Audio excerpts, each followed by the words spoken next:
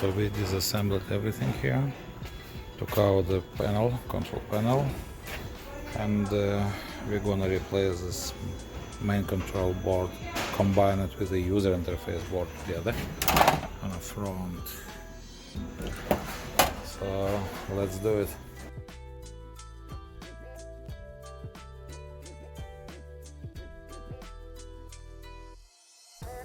Now we replace the control board, it's a touch button panel, and everything is good. We can operate the oven.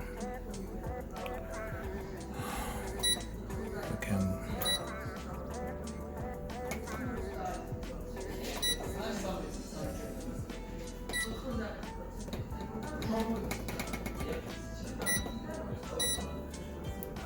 everything is okay.